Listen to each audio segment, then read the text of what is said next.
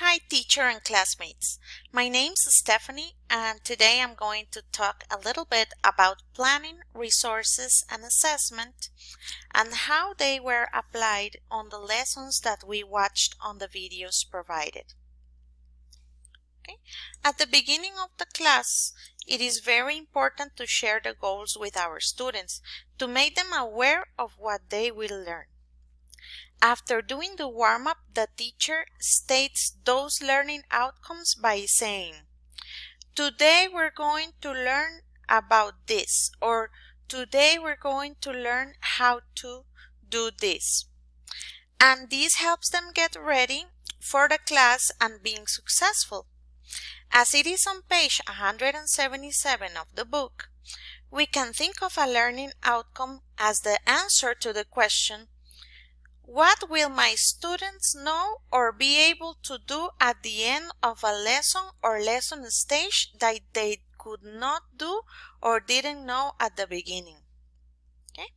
And to be able to achieve these outcomes, the teacher needs to do activities to get the students interested in what they need to learn.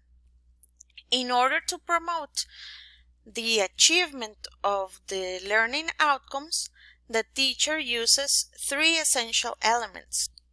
First, we need to engage the students so that their hearts as well as their minds are involved, so that they are emotionally connected. In the class, I can see that they looked very happy and interested in learning, and that's exactly what we would like to see on every class. Second, students need to study something at some stage during every teaching sequence. In this class, they learn vocabulary and sentence building. And third, we need to give the students a chance to activate any and all the language they know, and they do this during the task completion. Then the language skills that were reinforced in these classes were reading, listening, and speaking. In the class, the students had to read the images and the vocabulary words, and the students also practice speaking by saying the words out loud and the phrases, which will help them use the words in everyday dialogues or in everyday situations, which is basically what this approach is looking for. During the lesson, we were able to see that there is a clear division of the stages. First, we have the warm-up and the pre-teaching, and then we have the task rehearsal. Next, we have the task completion, and in the end, the task assessment. And this is to verify if the students understood everything, and to have an ordered class will make it easier for both the teacher and the students to develop everything. The resources they used the most were the whiteboard and the visuals, which are actually the most versatile and useful pieces in the classroom. In my opinion, they were used wisely because they are simple and they minimize distractions among students. I also believe the resources were used effectively and served their purpose. They were appealing, and certainly the use of technology was not as necessary. At least I think it was not needed. When talking about classroom management, we know that some groups can be really challenging.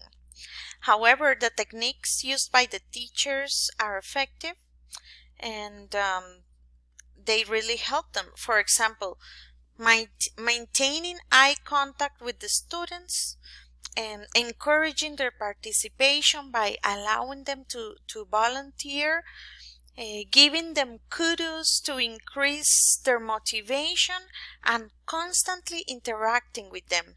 This keeps them focused. In these lessons, the teachers use the materials all the time.